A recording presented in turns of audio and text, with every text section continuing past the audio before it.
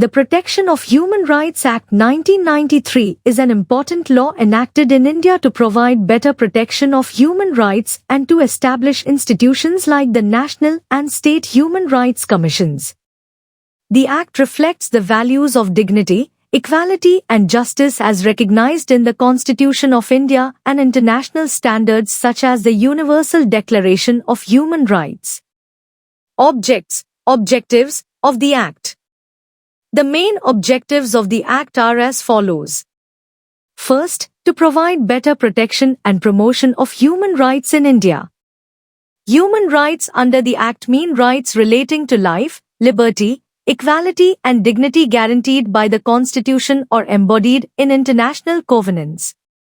Second, to establish institutions like the National Human Rights Commission of India, NHRC, State Human Rights Commissions and Human Rights Courts for effective implementation.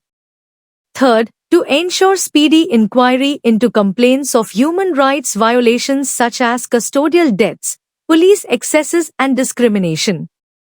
Fourth, to spread awareness and promote research in the field of human rights. Fifth, to encourage cooperation between government and non-governmental organizations for the protection of rights. Characteristics, features of the Act. The Act has several important features. First, it provides for the establishment of independent bodies like NHRC at the national level and similar commissions at the state level. These bodies consist of a chairperson, usually a former Chief Justice of India, and other members with legal and human rights experience. Second, the Act defines human rights broadly, including rights guaranteed by the Constitution and international covenants. Third, the commissions have the power to inquire into complaints either on petitions filed by victims or on their own, suo motu. They can call for reports, summon witnesses, examine evidence and visit jails or detention centers. Fourth, the commissions can recommend compensation to victims and suggest disciplinary action against guilty officials. However, their recommendations are advisory in nature and not binding. Fifth, the Act provides for the establishment of human rights courts in every district for speedy trial of offences related to human rights violations. Sixth, it emphasizes awareness by promoting human rights education, research and publications. Seventh, it allows the commissions to review safeguards provided by law and recommend improvements. A simple example can help to understand its working.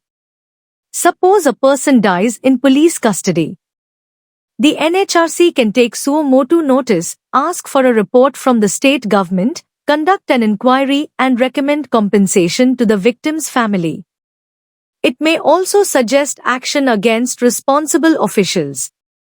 This ensures accountability and protection of human rights. In conclusion, the Protection of Human Rights Act, 1993 is a significant step in strengthening human rights protection in India. Its objectives focus on safeguarding dignity and justice, while its features provide institutional mechanisms for implementation. Although it has some limitations like non-binding recommendations, it plays a vital role in promoting and protecting human rights.